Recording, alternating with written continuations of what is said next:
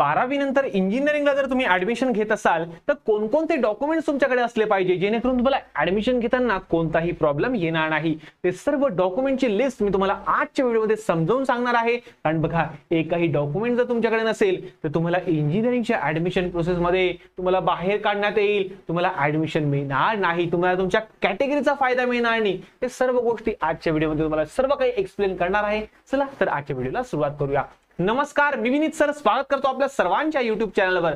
तर बघा विद्यार्थी मित्रांनो, इंजिनिअरिंग साठी कोणकोणते डॉक्युमेंट्स लागतात हे सर्व काही कॅटेगरी वाईज, ओपन असेल तर कोणते, ओबीसी असेल तर कोणते, एससी एसटी वाल्यांसाठी कोणते डॉक्युमेंट्स, सर्व आजच्या व्हिडिओमध्ये तुम्हाला मी डिटेलमध्ये सांगणार आहे. चला तर व्हिडिओला सुरुवात करूया. तर बघा विद्यार्थी मित्रांनो, सर्वात आधी ज्यावेळेस तुम्ही ऍडमिशन घेतात तर सर्वात पहिलं डॉक्युमेंट तुम्हाला लागतं 10वीचं आणि 12वीचं मार्कशीट, एसएससी मार्कशीट आणि एचएससी मार्कशीट. ठीक आहे ना, 10वीचं तुमच्याकडे असेलच. आता 12वीचं मार्कशीट रिझल्ट लागल्यानंतर एका हप्त्याच्या आसपास तुम्हाला तुमचं मार्कशीट तुमच्या कॉलेजमध्ये मिळून जातं. ठीक आहे ना, मिळतं का? हो सर. त्यासोबतच तुम्हाला जेईई, एमएसटी किंवा एमएसटी सीटीचा स्कोर कार्ड सुद्धा तुम्हाला त्या ठिकाणी लागतो बेटा. मग सर, आम्हाला जेईई तर आम्ही दिलीच नाही. आता जेईई दिलीच नाही ना तुम्ही, तर टेन्शन न घ्या, एमएसटी सीईटीचा स्कोर कार्ड तुम्हाला लागेल. मग सर, हा पण कॉलेजमध्ये भेटतो का? सर नाही बेटा. ज्यावेळेस तुम्ही तुमचा ऑनलाईन रिझल्ट लागतो ना एमएसटी सीईटीचा असो किंवा जेईईचा असो, तर रिझल्ट लागल्यानंतर जे तुमचं जी प्रिंट येईल ना, जे तुमचं मार्कशीट वगैरे असेल त्या ठिकाणी, त्याची फक्त प्रिंट तुम्हाला सेव्ह करून घ्यायची, त्याची पीडीएफ फक्त तुम्हाला सेव्ह करून घ्यायची बेटा. ठीक आहे ना, आणि त्याचं प्रिंट वगैरे तुम्हाला काढून घ्यायची, बस तेच तुम्हाला लागणार आहे. कॉलेजमधून जेईई किंवा एमएसटी सीईटीचं काही असं मार्कशीट बिर्कशीट तुम्हाला भेटणार नाहीये, हे लक्षात घ्या बेटा. ठीक आहे ना, याचं ऑनलाईनच कॉपी असते, ऑनलाईन तुम्हाला पीडीएफ सेव्ह करावं लागते आणि ज्यावेळेस तुम्ही आपला रजिस्ट्रेशन फॉर्म भराल त्यावेळेस तुम्हाला ते अपलोड करावं लागतं बेटा. ठीक आहे, चलो.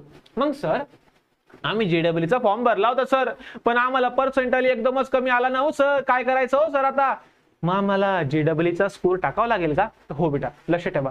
मला सर्वांना माहिती असेल की आपल्या महाराष्ट्रामध्ये जे पण काही कॉलेजेस आहे त्या कॉलेजेस पैकी जर समजा 100 सीट्स असतील ना, तर 100 पैकी 85% सीट्स या महाराष्ट्रासाठी सीमित असतात. म्हणजे महाराष्ट्र बोर्डच्या विद्यार्थ्यांना, जे विद्यार्थी महाराष्ट्रामधून आहे त्या विद्यार्थ्यांना 85% सीट साठी ते रिझर्व्ह असतात. आणि यापैकी ज्या 15% सीट असतात या ऑल इंडिया सीट असतात बेटा. काय याला म्हणतात? All India seat. All India म्हणजे काय की या इंडियापैकी, भारतापैकी कोणत्याही राज्याचा विद्यार्थी या 15% सीट साठी अप्लाय करू शकतो. हे प्रत्येक राज्याचं आपापलं आहे. जसं आपण आता महाराष्ट्रामध्ये राहतो कोणी, तर महाराष्ट्रातल्या विद्यार्थ्यांना प्राधान्य दिलं गेलं पाहिजे, म्हणून 85% सीट या महाराष्ट्र बोर्डाच्या विद्यार्थ्यांसाठी असतं आणि 15% सीट या ऑल ओव्हर इंडियासाठी असतात. तर बघा, जर तुम्हाला या 15% पैकी सुद्धा या 15% सीटचा जर तुम्हाला फायदा घ्यायचा असेल तर तुम्ही जेईईची रँक लागते. काय लागते तुम्हाला? जेईई लागते.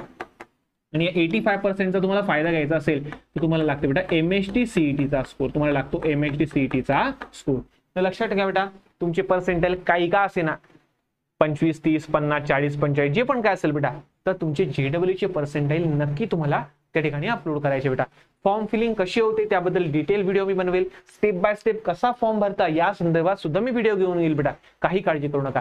फक्त तुम्हाला करायचं काय, आपल्या चॅनलला सबस्क्राईब करायचं आहे आणि हो, डाउनलोड करून घ्यायचंय विनीत ट्युटोरियल्स ऍप्लिकेशन, ज्यामध्ये तुमचं इंजिनिअरिंग मॅथमॅटिक्स जो M1 आहे, ज्याला विद्यार्थी खूप घाबरतात, तर M1च्या मॅथमॅटिक्सची सुंदर अशी आपली लेक्चरची सुरुवात आपण करत आहोत. तर काही काळजी करू नका, प्रॉपर सर्व काही होईल. आणि हो, तुमची युनिव्हर्सिटी कोणती असो, चॅप्टर वाईज मी संपूर्ण तुमचे प्रॉपर सर्व सिलेबस मी कव्हर करणार आहे. तर आताच डाउनलोड करून घ्या विनीत ट्युटोरियल्स ऍप्लिकेशन, ज्यामध्ये इंजिनिअरिंग मध्ये मला भरपूर सारे कोर्सेस मला त्या ठिकाणी मिळून जाईल. आणि M1 तुमचा इतक्या जबरदस्त पद्धतीने घेईन, जे विद्यार्थी मॅथ्सला घाबरतात ना, त्यांची सुद्धा भीती निघून जाईल. तर फ्री डेमो लेक्चर आपले चालू होणार आहे, तर नक्की तुम्ही डाउनलोड करून ठेवा. इंजिनिअरिंगचे सर्व M1, M2, M3 सर्व लेक्चर तुम्हाला त्या ठिकाणी मिळून जाईल. ठीक आहे, चला. तर बघा बेटा, तुम्हाला सर्वांना समजलं असेल एमएसटी सीईटीचा स्कोर कार्ड आणि जेईईचा स्कोर कार्ड तुम्हाला लागणार आहे ऍडमिशनच्या वेळेस. ठीक आहे, त्यानंतर कॉलेज लिव्हिंग सर्टिफिकेट. आता बघा, एका हप्त्यानंतर रिझल्ट लागल्यानंतर एका हप्त्यानंतर तुम्ही मार्कशीट घ्यायला असेल एचएससीचं, बरोबर आहे, त्यावेळेस तुम्हाला कॉलेजमधून लिव्हिंग सर्टिफिकेट सुद्धा घ्यावं लागेल. मग लिव्हिंग सर्टिफिकेट घेताना काही गोष्टी तुम्हाला चेक करायच्या बेटा. बघा, सर्वात पहिले त्या लिव्हिंग सर्टिफिकेटवर आपल्या नावाची स्पेलिंग, आपल्या वडिलांच्या नावाची स्पेलिंग, आपल्या आईच्या नावाची स्पेलिंग व्यवस्थित आहे की नाही हे एकदा चेक करून घ्या. दुसरी गोष्ट, आपली डेट ऑफ बर्थ, आपली जन्मदिनांक व्यवस्थित दिलेली आहे की नाही हे एकदा चेक करून घ्या बेटा, ठीक आहे ना. तिसरी गोष्ट, आपली नॅशनॅलिटी त्या ठिकाणी इंडियनच आहे का हे एकदा चेक करून घ्या भाऊ. चौथी गोष्ट, आपली बर्थ प्लेस, आपला जन्म कोणत्या जिल्ह्याला झाला, कोणत्या गावाला झाला, बर्थ प्लेस आपली व्यवस्थित दिलेली आहे की नाही हे एकदा चेक करून घ्या. पाचवी गोष्ट, मदर टंग, तुमची मदर टंग कोणती आहे हे एकदा चेक करून घ्या. कारण बेटा कसं असतं माहिती का, आता इंजिनिअरिंगला ज्यावेळेस तुम्ही ऍडमिशन घ्याल तर ऑल ओव्हर महाराष्ट्रामध्ये भरपूर साऱ्या आपल्या लिंग्विस्टिक मायनॉरिटी आहे आणि रिलिजियस मायनॉरिटी आहे. रिलिजियस म्हणजे काय, यामध्ये कसं असतं माहिती का, धर्म. आता समजा काही मुस्लिम धर्म एखादं कॉलेज वगैरे असेल, त्या ठिकाणी मुस्लिम धर्माच्या विद्यार्थ्यांना प्राधान्य दिलं जातं. म्हणजे मायनॉरिटी बेस्ड कॉलेज असतात. काय काय आहे, रिजवी कॉलेज वगैरे आहे. नंतर मग समजा मुंबईला तर भरपूर आहे रे भाऊ, आपल्या इकडे तर नाहीये, पण मुंबई पुण्याला भरपूर सारी मायनॉरिटी कॉलेजेस आहे बेटा. मग समजा तुम्ही सिंधी असेल किंवा तुम्ही समजा गुजराती वगैरे असेल, ठीक आहे ना. नंतर तुमची लँग्वेज, आता समजा तुमची हिंदी लँग्वेज असेल, नंतर तुमची मराठी लँग्वेज असेल, तर या ठिकाणी कसं असतं माहिती का, लिंग्विस्टिक मायनॉरिटी म्हणजे तुमचं लँग्वेजची मायनॉरिटी, आणि दुसरी म्हणजे तुमची रिलिजियस मायनॉरिटी म्हणजे तुमची धर्माची मायनॉरिटी. तर यासाठी सुद्धा भरपूर सारे कॉलेज असतात आणि त्या कॉलेजमध्ये काही सीट राखीव ठेवलेले असतात. येते का लक्षात तुम्हाला. म्हणजे समजा एखादं कॉलेज आहे, त्या ठिकाणी मुस्लिम धर्माच्या विद्यार्थ्यांना 50% आरक्षण राहील, म्हणजे 50% सीट फक्त मुस्लिमच्याच घेतील. त्या एखादं कॉलेज वगैरे आहे त्या ते ख्रिश्चनच्या म्हणजे जवळपास 50% सीट या फक्त ख्रिश्चन लोकांना दिलं जाईल, उरलेल्या 50% वर मग कोणी भरतील ते. येते लक्षात तुम्हाला. तसं भरपूर ठिकाणी मायनॉरिटीचे कॉलेजेस असतात बेटा. त्या मायनॉरिटीमध्ये जर तुम्हाला बसायचं असेल तर तुमच्या लिव्हिंग सर्टिफिकेटवर रिलिजियस म्हणजे तुमच्या धर्माचा उल्लेख प्रॉपर केलेला असावा. तुमची मदर टंग कोणती आहे याचा उल्लेख प्रॉपर केलेला असावा तुमच्या लिव्हिंग सर्टिफिकेटवर. त्यामुळे ज्यावेळेस तुम्ही कॉलेजमधून लिव्हिंग सर्टिफिकेट घ्याल तर या गोष्टी नक्की चेक करा बेटा. त्यामध्ये कोणाचं स्पेलिंग मिस्टेक असायला नको, सर्व एकदम प्रॉपर पाहून घ्या बेटा, ठीक आहे ना. चला, खाडाखोड सुद्धा असायला नको. आणि दुसरी गोष्ट म्हणजे काय, तुमची कॅटेगरी, तुमची जी कॅटेगरी आहे ना ही प्रॉपर आहे किंवा नाही ही व्यवस्थित चेक करून घ्या. बऱ्याच जणांच्या कॅटेगरीमध्ये प्रॉब्लेम होऊन जातो. म्हणजे कसं, काही ठिकाणी काही समजा लेवा पाटील लोक आहेत, ते लेवा पाटील लोक आहे ना, तर काही जण लेवा पाटीदार लावतात, काही फक्त लेवा पाटील लावतात, काही जण फक्त चौधरी लिहिलेलं असतं, फक्त चौधरी लिहिलं. अरे चौधरी, मग कोणती चौधरी, तेली चौधरी का, ठीक आहे ना, कोणते चौधरी आहे असं पूर्ण. म्हणजे येथे लक्षात मला काय म्हणायचं ते, तर तुमच्या कॅटेगरी आणि तुमच्या सब कॅटेगरीचा पूर्ण उल्लेख त्या लिव्हिंग सर्टिफिकेट मध्ये असायला पाहिजे. नसेल लगेच त्याला भाऊला सांगा, भाऊ माझा असा आहे भाऊ, हे चेक करून दे भाऊ, हे व्यवस्थित करेक्ट करून दे भाऊ, नाही तर मला भविष्यात प्रॉब्लेम होऊन जाईल. कारण एकदाचा लिव्हिंग सर्टिफिकेट तुम्ही घरी आणलं, ठीक आहे ना, त्यानंतर त्याला अपडेट केलं जाऊ शकत नाही. त्यामुळे लक्ष ठेवा, ज्यावेळेस तुम्ही लिव्हिंग सर्टिफिकेट काढताय कॉलेजमधून त्यावेळेस ते प्रॉपर आहे किंवा नाही हे व्यवस्थित चेक करून घ्या बेटा, ठीक आहे ना. चला पुढे, त्यानंतर जे कॅटेगरीचे विद्यार्थी आहे समजा, ठीक आहे ना, म्हणजे समजा OBC, SC, ST, VJ, NT1, NT2, NT3, NT4, नंतर SEBC, SBC, तर या कॅटेगरीच्या विद्यार्थ्यांसाठी कास्ट सर्टिफिकेट आणि कास्ट व्हॅलिडिटी हे महत्वाचं आहे बेटा. आता कास्ट सर्टिफिकेट तुम्हाला बनवावंच लागेल आणि मला असं वाटतं कास्ट सर्टिफिकेट तुमच्यापैकी 90% पेक्षा जास्त विद्यार्थ्यांकडे तयार असेल. पण राहिला विषय कास्ट व्हॅलिडिटीचा बेटा. तर बऱ्याचशा विद्यार्थ्यांकडे कास्ट व्हॅलिडिटी नाहीये. मग सर आता काय करायचं, हो आमच्याकडे कास्ट व्हॅलिडिटी नाहीये. बघा बेटा, सर्वात पहिली गोष्ट तर काय, जर तुमच्याकडे कास्ट व्हॅलिडिटी नाहीये तर लवकरात लवकर अप्लाय करून द्या बेटा. कारण कास्ट व्हॅलिडिटीला जवळपास 2 ते 3 महिने लागून जातात. ती येण्यासाठी, ते बनण्यासाठी 2 ते 3 महिने लागून जातात. पैसे दिले की थोडंसं लवकर पण भेटून जाते, पण सांगतोय मी तुम्हाला, ठीक आहे ना. तर बघा, मग 2 ते 3 महिने लागतात. मग आता आमचं काय होणार, आमचं ऍडमिशन होईल का नाही होईल. तर ही ऍडमिशन प्रोसेस तुमची जवळपास 2 महिने चालेल बेटा, ठीक आहे ना. तर आता लवकरात लवकर काय करा मित्रांनो, आपलं कास्ट सर्टिफिकेट आणि कास्ट व्हॅलिडिटीला अप्लाय करून द्या. आता कास्ट व्हॅलिडिटीला अप्लाय केल्यानंतर तुम्हाला एक रिसिप्ट मिळते, एक पावती मिळते. ती पावती सुद्धा ऍडमिशनच्या वेळेस तुम्ही अपलोड केली ना तरी सुद्धा चालतं. येतंय का लक्षात. ऍडमिशन फॉर्म भरताना, रजिस्ट्रेशन फॉर्म भरताना तुम्ही कास्ट व्हॅलिडिटीची पावती, रिसिप्ट जरी अपलोड केली ना तरी सुद्धा चालतं. पण ज्यावेळेस तुमचं एखाद्या कॉलेजला ऍडमिशन होतं आणि त्या कॉलेजने जी डेडलाईन तुम्हाला दिलेली असेल त्या डेडलाईन पर्यंत तुम्हाला तुमचं व्हॅलिडिटी सादर करावं लागेल. आणि त्या डेडलाईन पर्यंत तुमचं व्हॅलिडिटी जर तुम्ही सादर करू शकले नाही तर तुमचं कॅटेगरीचा फायदा तुमच्याकडून काढून घेतला जातो आणि तुम्हाला ओपन कॅटेगरीमध्ये कन्व्हर्ट केला जातं. इथे लक्षात मला काय म्हणायचंय, जर तुम्ही त्या डेडलाईन पर्यंत तुमचं सर्व सर्टिफिकेट दाखवायला जर तुम्ही समजा फेल झाले, तुम्ही दाखवू नाही शकले, तुमचं आलंच नाही व्हॅलिडिटी वगैरे, ठीक आहे ना, तर अशा वेळेला तुमची कॅटेगरी ओपन मध्ये कन्व्हर्ट केली जाते आणि तुम्हाला तुमची सीट सुद्धा, जी आरक्षित सीट असते ना, ती सुद्धा कॅन्सल केली जाऊ शकते. त्यामुळे सांगतो बेटा, लवकरात लवकर आपल्या डॉक्युमेंट्सला अप्लाय करून द्या.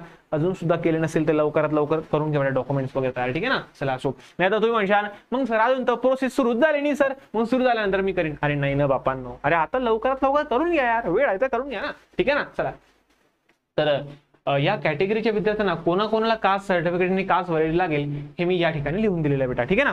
चला, त्यानंतर बघा, इन्कम सर्टिफिकेट ऑफ पॅरेंट्स. तुमच्या पॅरेंट्सचं income certificate, annual income certificate, ठीक आहे ना. मग हे काय असतं, हे कुठे लागतं सर, तर बघा बाळांनो, ज्यावेळेस तुम्ही समजा बघा ओबीसी वाले, VJNT वाले यांना नॉन क्रिमिलियर काढायचं असेल ना, तर नॉन क्रिमिलियर काढण्यासाठी काय, नॉन क्रिमिलियर काढण्यासाठी यांना लागतं इन्कम सर्टिफिकेट. म्हणजे ओबीसी वाल्यांना तर बरोबर आहे, नंतर SEBC, SBC, VJNT वाल्यांना इन्कम सर्टिफिकेट तर लागेलच लागेल, ठीक आहे ना. हे पॅरेंटचं सर्टिफिकेट हे काढून घ्या बेटा. आणि हा इन्कम सर्टिफिकेटची जी व्हॅलिडिटी असते बेटा, याची जी व्हॅलिडिटी आहे ना, ही व्हॅलिडिटी तुमची असली पाहिजे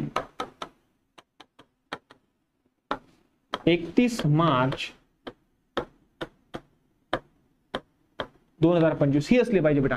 नाही तुम्ही म्हणशाल माझ्या भाऊने काढलं होतं मागच्या वर्षी, चालेल का सर? अरे नाही ना भाऊ, एक जे आपलं जे इन्कम सर्टिफिकेट असतं बेटा, हे फक्त एकाच वर्षासाठी व्हॅलिड असतं. त्यामुळे चेक करून घ्या की तुमच्या सर्टिफिकेटवर व्हॅलिडिटी काय दिलेली, वैधता काय दिलेली आहे, ठीक आहे. हे एकदा चेक करून घ्या बेटा. 2025 पर्यंत असलं पाहिजे तरच ते चालेल, नाही तर चालणार नाही. आणि ज्यावेळेस तुम्ही हे तहसीलदाराकडून बनवशाल तर मागील 3 वर्षाचं बनवा बेटा, मागील 3 वर्षाचं. म्हणजे 3-3 लागतील का सर? नाही बेटा, 3-3 नाही लागणार, एकच सर्टिफिकेट असतं. त्यामुळे असे तक्ते, असे ब्लॉक असतात, त्या ब्लॉक मध्ये लिहिलं असतं 2021-22चं इन्कम काय होतं, 22-23चं काय होतं, 23-24चं काय होतं, असं इन्कम त्या ठिकाणी दिलेलं असतं बेटा, ठीक आहे ना. त्यामुळे काळजी करू नका.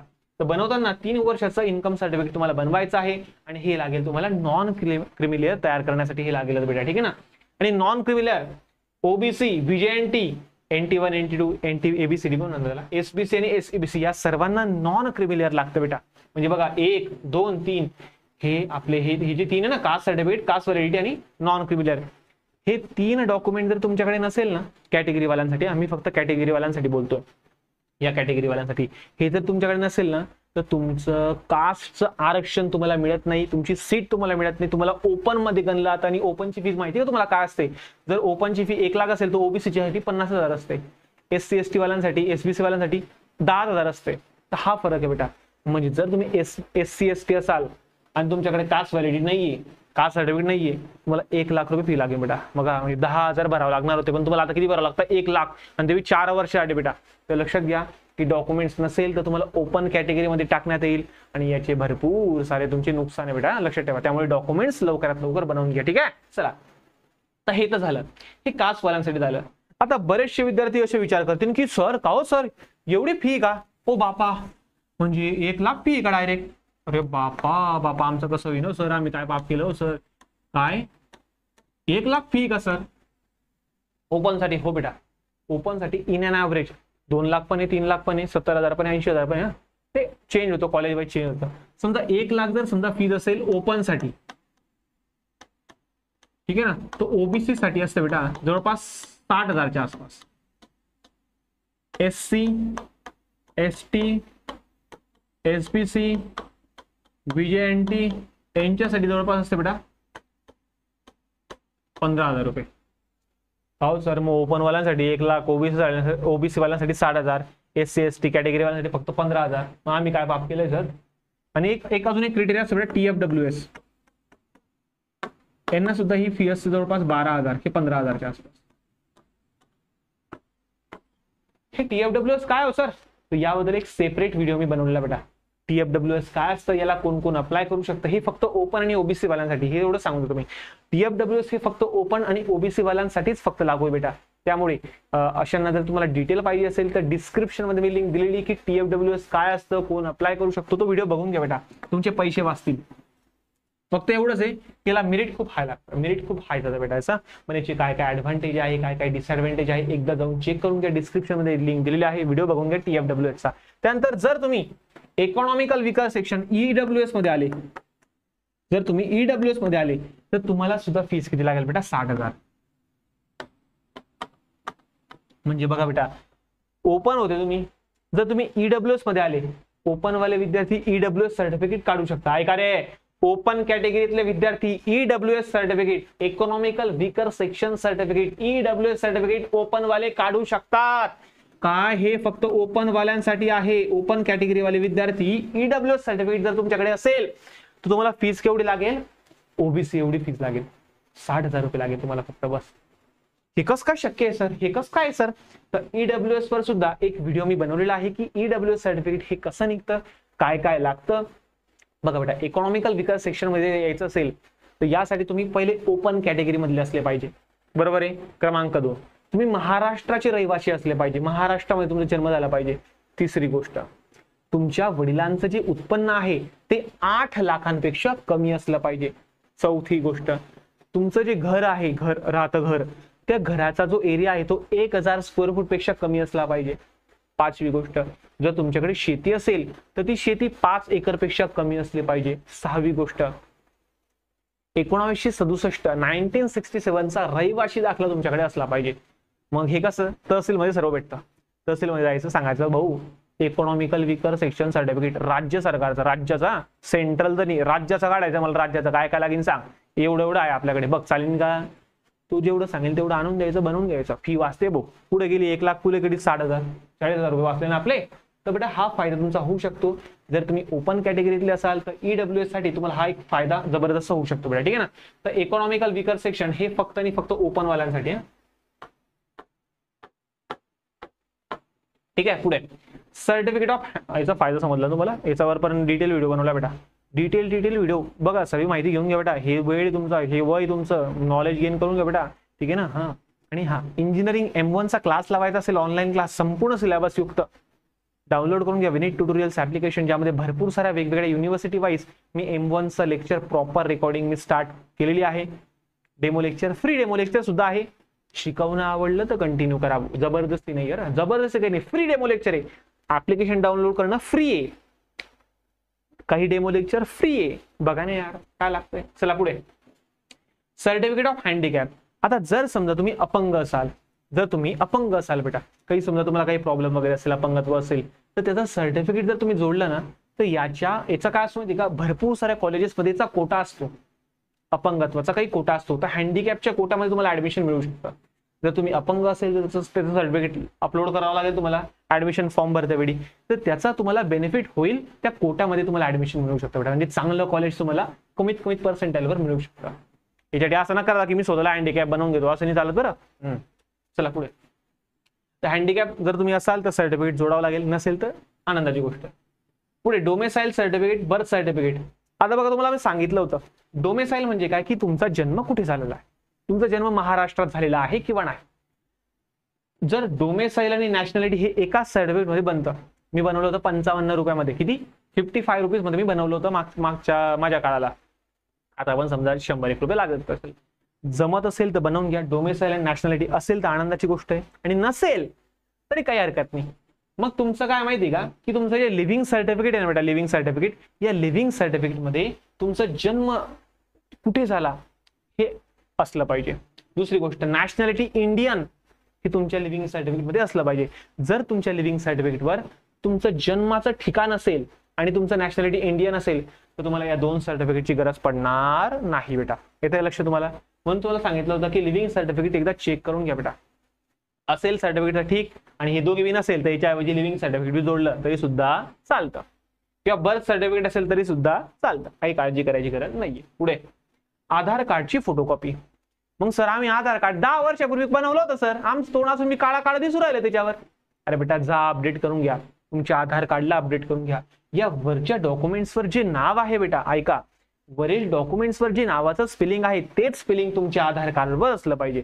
जर तुमच्या आधार कार्डवर स्पेलिंग वेगळं आहे, याच्यावर वेगळं आहे, प्रॉब्लेम होऊ शकतो भाऊ. स्कॉलरशिपचा फॉर्म भरताना भरपूर सारे प्रॉब्लेम्स मला येऊ शकतात बेटा. त्यामुळे लक्षात ठेवा, आधार कार्डवरचं नाव आणि या डॉक्युमेंट्सवरचं नाव, नंतर तुमची डेट ऑफ बर्थ, हे सर्व तुमची सेम असली पाहिजे बेटा. क्लिअर सर्वांना? Done sir. पुढे बँक अकाउंट ओपन करून घ्या.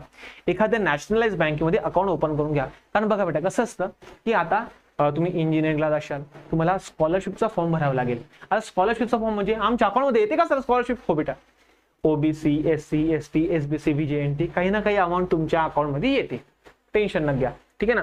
तर या स्कॉलरशिपचा फॉर्म भरण्यासाठी तुम्हाला लागतं बँक अकाउंट स्वतःचं. आई वडिलांचं चालत नाही, आजी आजोबाचं चालत नाही, गर्लफ्रेंड बॉयफ्रेंडचं तर बिलकुल चालत नाही बेटा. ठीक आहे ना. तर बँक अकाउंट आपल्या नावावर असलं पाहिजे. आणि हे सुद्धा मग जनता बँकेत चालेल का सर, पीपल बँकेत चालेल का सर? अरे नाही रे बापा, अरे तुला नॅशनलाइज बँकेमध्ये तुम्हाला अकाउंट ओपन करावं लागेल बेटा. ठीक आहे ना.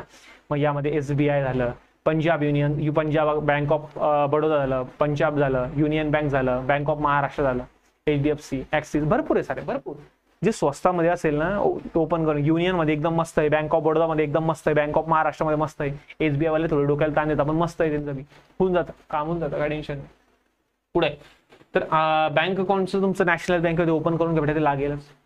पासपोर्ट साईज फोटो, मग ते आमच्या शाळेतले सर असे एकदम चिवटे पिवटे, चालेल का सर? ते नाही ना रे भाऊ. अरे तुमचं डिग्रीचं सर्टिफिकेट येईल ना 4 वर्षानंतर, इंजिनिअरिंगचं जे सर्टिफिकेट येईल ना त्याच्यावर तो फोटो येतो बेटा. तो फोटो एकदम असा क्लास असला पाहिजे, एकदम जबरदस्त असला पाहिजे ना. तर आत्ताच जा स्टुडिओमध्ये, जा मस्तपैकी एकदम सुंदर असा, एकदम छान, एकदम स्वीट हास्यामध्ये फोटो वगैरे शूट करून घ्या, फोटो वगैरे काढून घ्या मस्तपैकी. आता असं स्टाईलने नका मारदा, हा पण एकदम व्यवस्थित प्रॉपर फोटो असला पाहिजे तुमचा. ठीक आहे ना. प्रॉपर फोटो, व्हाईट बॅकग्राऊंड असेल तर एकदम आनंदाची गोष्ट आहे. तर 8-10 फोटो लागेल तुम्हाला. ऍडमिशनच्या वेळेस 4-5 लागेल. आणि ज्यावेळेस तुम्ही समजा कॉलेजच्या लायब्ररीमध्ये जाशाल तर पुस्तकांचं त्यावेळेस कार्ड वगैरे बनवावे लागतं, त्यावेळेस ठिकाणी सुद्धा आपले फोटो लागतात, तसं लागत राहतात. ठीक आहे. आय कार्ड वगैरे साठी. तर जवळपास तुमचे 15 ते 16 फोटो तुमच्याकडे असले पाहिजे, पासपोर्ट साईज. ठीक आहे.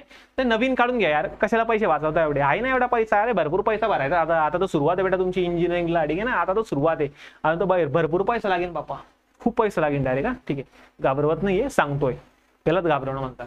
ठीक आहे. तर हे सर्व जे डॉक्युमेंट्स आहे हे मी सर्वांसाठी मी सांगितले. आता कॅटेगरी वाईज जर बघायला गेले तर मी तुम्हाला सांगितले, ओपन वाल्यांसाठी 10वी-12वी marksheet, JEE MHT CET score card तुम्हाला सांगितलं बेटा मी दोघांचे टाकून द्यायचं. आणि मग JEEचं सर जानेवारीचा टेम का एप्रिलचा टेम कोणता टाकू सर? अरे बेटा तुम्ही नका टाकू, तुमचा ऍप्लिकेशन ID त्या ठिकाणी टाकला ना, तुमचा एनरोलमेंट नंबर त्या ठिकाणी टाकला ना की तो ऑटोमॅटिक कॅल्क्युलेट करतो, जो स्कोर मॅक्सिमम असतो तो बरोबर तो घेऊन घेतो बेटा, काही टेन्शन घ्यायची गरज नाहीये. स्कोर कार्ड तुमचं तुम्हाला सांगितलं, ज्यावेळेस रिझल्ट लागेल तर प्रिंट आउट घेऊन घ्या, PDF त्याची सेव्ह करून ठेवा बेटा. ठीक आहे.